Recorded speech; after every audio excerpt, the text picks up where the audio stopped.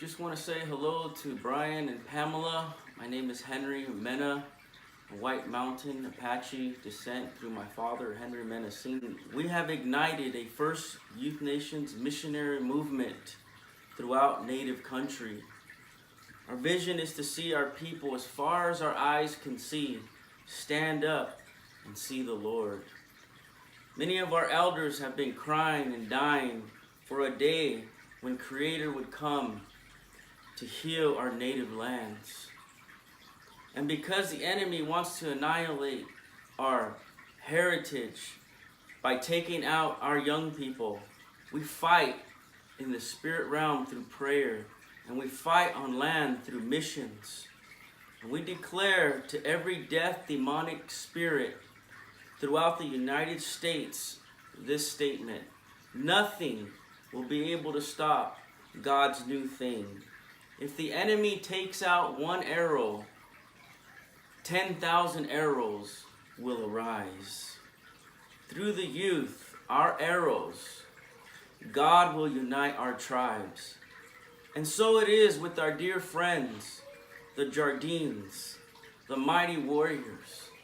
Out of their quiver, they have painfully lost one of their young arrows, Bryson. And today we declare the prophecy through David Wagner in 2014 that was spoken to them that God was going to raise 10,000 out of Cape Town. You know, I made an arrow for Brian in remembrance of his son.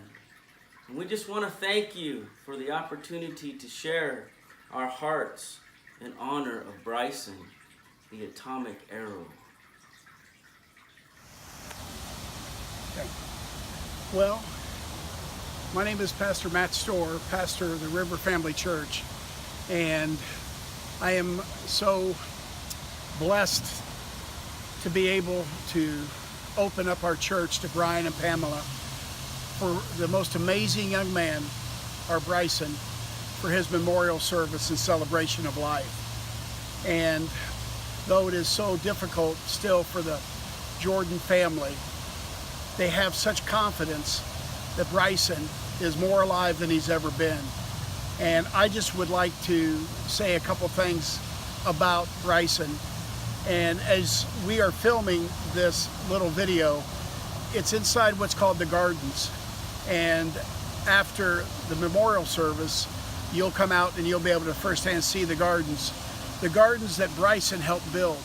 We're still building it, but this young man, it was a very important part to what you're going to see when you come out here.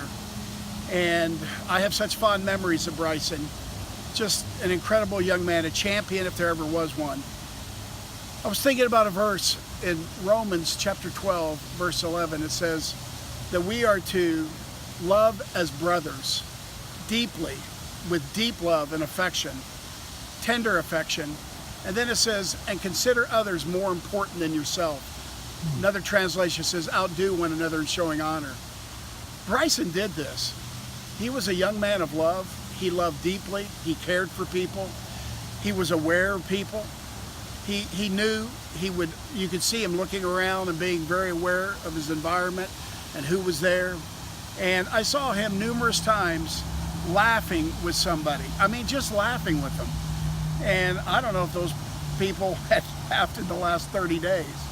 But Bryson was just an incredible joy. And we are missing him deeply right now. To Brian and Pamela and to Bethany and Ben and Bailey, our hearts go out for you. We will continue to lift you up in prayer. And as David's, he wiped his face and he's no longer sorrowful.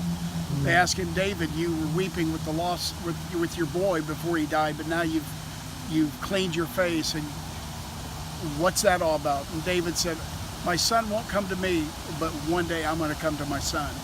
And that's the hope of our Christian faith, that we will be united again together with our loved ones and with the Lord Jesus Christ. So as you're viewing this video on Saturday morning at Bryson's memorial service, I bless every one of you. May peace and comfort be in all your hearts May God strengthen you. And may we continue to lift up Bryson and be encouraged by his life and be motivated to live an excellent life for our King as Bryson did. God bless everyone.